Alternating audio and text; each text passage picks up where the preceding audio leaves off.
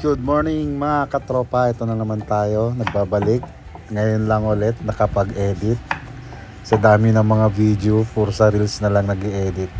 Yun nga, gagawa tayo ng ating tipid ulam tips. Ito, naghihiwa ako, nagbabalat ako ngayon ng upo. Yan, upo. Isang pangkaraniwang ulam nung mga panahong sa probinsya pa tayo. Ang tipid na ulam ni inay at syempre napakasarap nito. Yan nga, ito yung mga rekado natin. Sasahugan natin ng sardinas, tapos syempre magic sarap, bagoong, sibuyas, kamatis, bawang. Yan, bigisa natin. Yan, patuloy ang paghihiwa natin ng ating upo kasi malaki tong nabili kong upo eh. Gagayat-gayatin natin ng maliliit. Ito nga, at naggigisa na tayo ng bawang.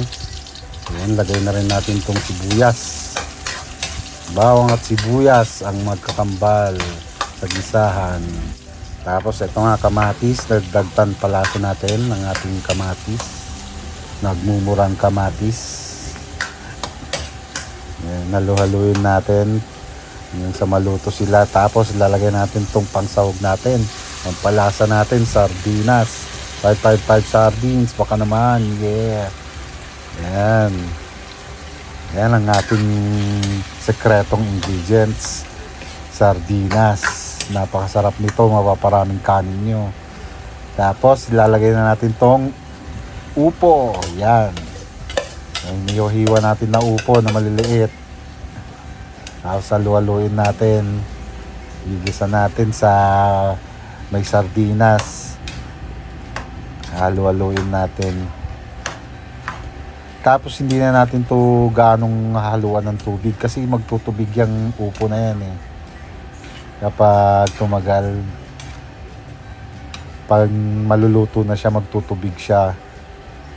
Kaya hindi na natin ganong haluan ng tubig. Yan, ito nga, magic sarap, ang paboritong magic sarap. Baka naman. Tapos lagyan na rin natin ng ating bagoong. Makikita nyo, di ba? May tubig-tubig na siya. Magtutubig talaga yung upo eh. Habang naluluto siya. Kung gusto niyo naman lagyan ng tubig, pwede naman lagyan ng tubig. Kahit konti pang sabaw. Pero wag naman sobra. Yung sakto lang, tama lang. Yan. Takpan muna natin. At ito nga, nagtubig na ang ating upo. Hindi ko na yan naluan ng tubig. Kumukulo na ang ating upo. Napakasarap na upo.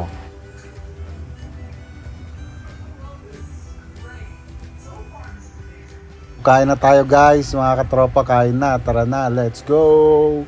Bye bye.